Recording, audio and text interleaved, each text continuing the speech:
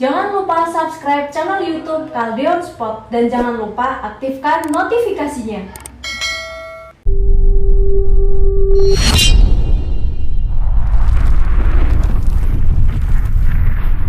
Salam olahraga. Halo Sobat Kaldeon Sport dimanapun kalian berada. Jumpa lagi dengan saya Ridwan Arif.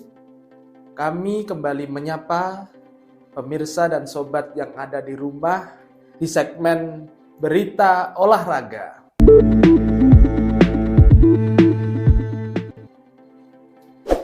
Nah, Sobat Kaldeon Sport, kita tahu MotoGP tahun 2022 tinggal menyisakan 2 race lagi.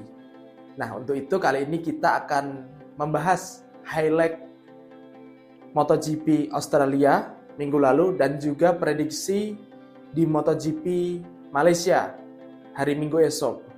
Seperti yang kita ketahui, MotoGP Australia dimenangkan oleh Alex Rins dari Suzuki. Sedangkan di peringkat 2-nya ada Marc Marquez yang merebut podium ke-100-nya sepanjang karirnya. Dan podium ketiga direbut siapa lagi kalau bukan Francesco Bagnaia. Bagnaia saat ini mampu menggeser posisi Fabio Quartararo dari pimpinan klasemen perebutan juara MotoGP tahun 2022. Karena kita tahu saat di GP Thailand, Quartararo meskipun bisa finish tapi dia 0 poin. Kembali hasil buruk didapatkan oleh Yamaha dan Quartararo di MotoGP Australia, di mana Fabio Quartararo kembali lagi tidak finish atau DNF, dan di sisi lain Francesco Bagnaia mampu merebut podium ketiga, sehingga kita tahu bahwa dengan hasil tersebut Bagnaia mampu memimpin posisi klasemen. Nah, apa sih yang menyebabkan Quartararo dan Yamaha tidak kompetitif di MotoGP Australia kemarin? Mungkin pemirsa juga tahu bahwa Yamaha memang terkendala di masalah top speed ataupun di trek lurus. Akan tetapi sebenarnya masalah yang diderita oleh pabrikan Yamaha sejak masa Valentino Rossi tahun 2017 hingga dia pensiun adalah minimnya grip ban belakang. Sehingga ketika di tikungan yang merupakan ciri khas dari Yamaha bisa dilibas, ciri khas tersebut menghilang. Dan kalau kita lihat pula ketika di MotoGP Australia kemarin, posisi start Fabio Quartararo sebenarnya tidak terlalu jauh dari Pecco Bagnaia. Akan tetapi kesalahan pertama yang dibuat oleh Quartararo yaitu melebar. Setelah melebar, dia terjatuh, tidak finish. Nah, Pecco Bagnaia sendiri juga sebenarnya awalnya bisa menjadi finish pertama karena seperti ada di layar, hingga last lap Pecco sebenarnya saling beradu secara sengit dengan Alex Rins, Marc Marquez, Luca Marini, Marco Bezzecchi, dan pembalap-pembalap Ducati lainnya. Akan tetapi kegesitan Suzuki lah yang mampu merubah hasil di akhir pertandingan. Nah, pemirsa, dengan finishnya Pecco Bagnaia di nomor 3 dan Quartararo gagal finish, maka Pecco Bagnaia saat ini memimpin sebesar 14 poin. 14 poin tersebut masih menyisakan 2 race lagi yang bisa merubah situasi. Minggu besok kita akan kembali menyaksikan duel MotoGP di GP Sepang Malaysia. Nah, mungkin pemirsa bisa memberikan prediksinya seperti apa jalannya pertandingan nanti.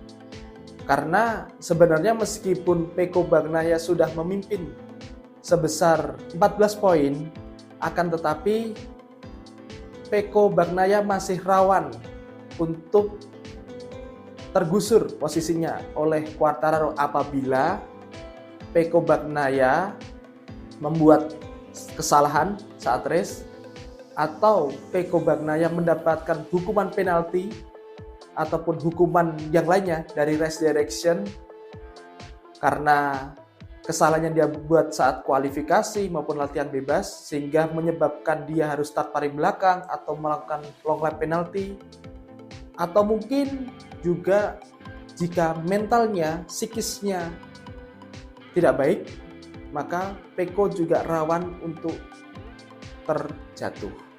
Nah, hal inilah yang akan menjadi tantangan tersendiri bagi Quartararo untuk bisa mengganggu dan juga bisa merusak keyakinan dan juga kepercayaan diri dari Pecco Bagnaia. Sempat berhembus kabar bahwa 8 motor Ducati atau 7 motor Ducati yang ada saat ini akan mengganggu Quartararo semaksimal mungkin. Tetapi kita tahu saat race Australia kemarin, Pecco sendiri hampir juga disalip oleh pembalap dari Muni VR46. Sehingga prediksi ataupun anggapan bahwa Pecco dibantu oleh pembalap Ducati yang lainnya itu bisa dibilang kecil kemungkinannya. Nah, menurut kami pemirsa bahwa GP Sepang nanti akan beradu bukan hanya tentang teknis motor, tetapi juga beradu masalah psikis. Mungkin pemirsa masih segar dalam ingatan kita bagaimana Sepang Clash antara Marc Marquez dan juga Valentino Rossi.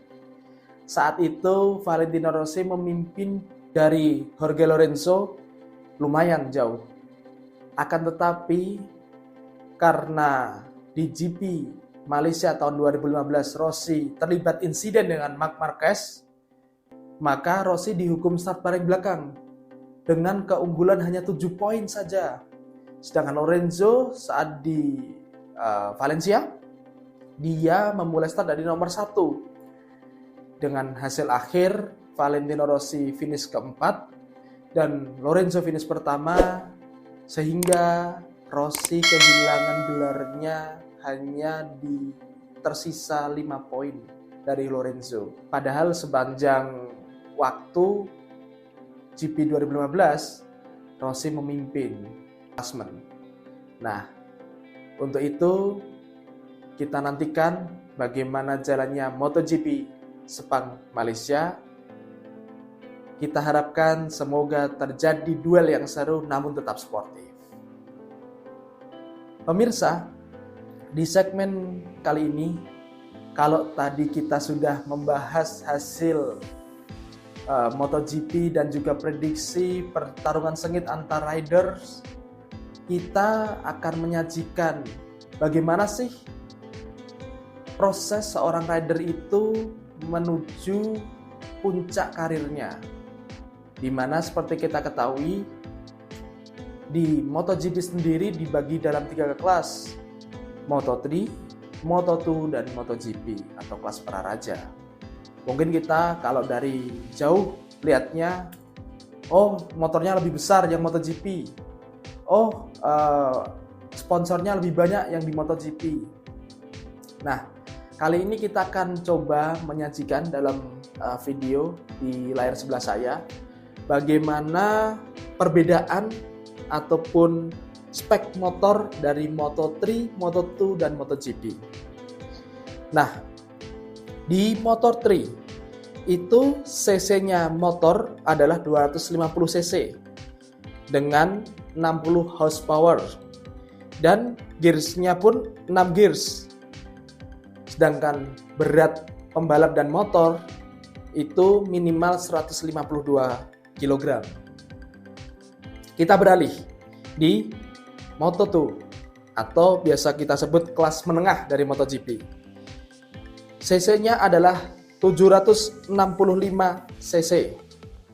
Tenaganya pun lebih besar, 138 horsepower. Gearsnya masih sama 6.